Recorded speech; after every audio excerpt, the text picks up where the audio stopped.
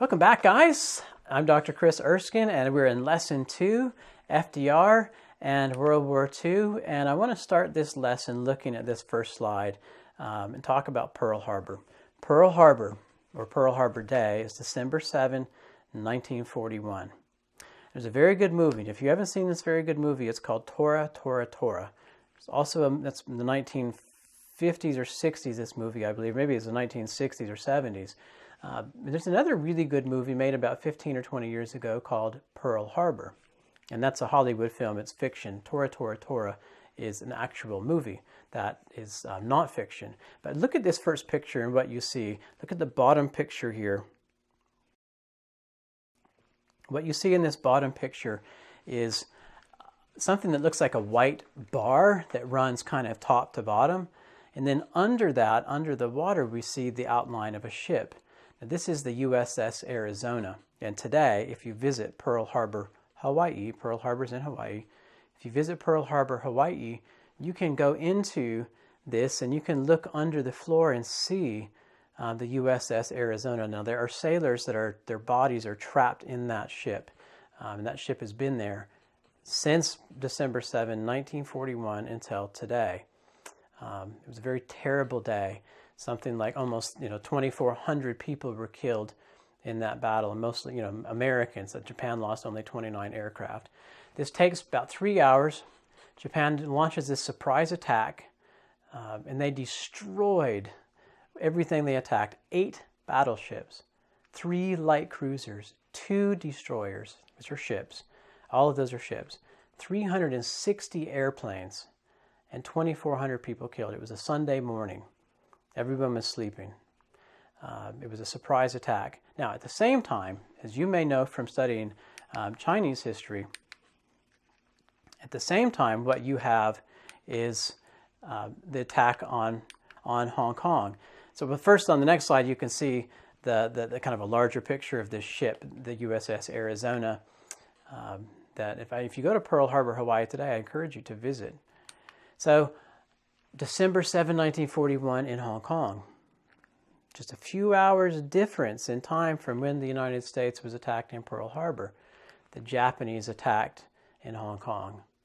Now, Pearl Harbor did not fall to the Japanese. The Japanese only bombed it and then went back to flew their airplanes back to their aircraft carriers.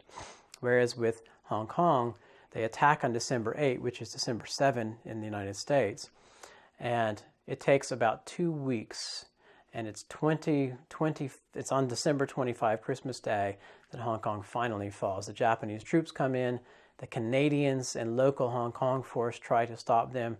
About 7,000 casualties, meaning people wounded, killed, about 4,000 dead, and about 10,000 are taken prisoners.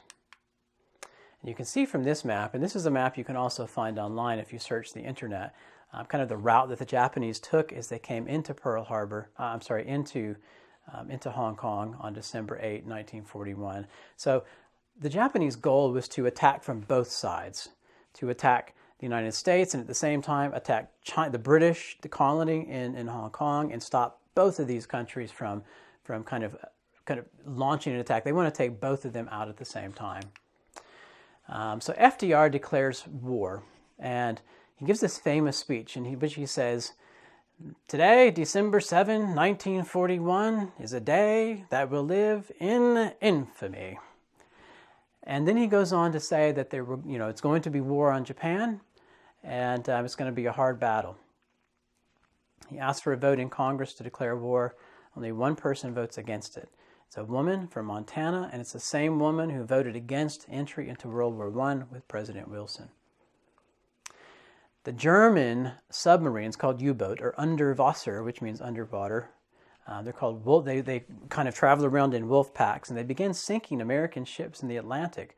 They sink 5 in 24 hours. It's faster than the United States can build ships.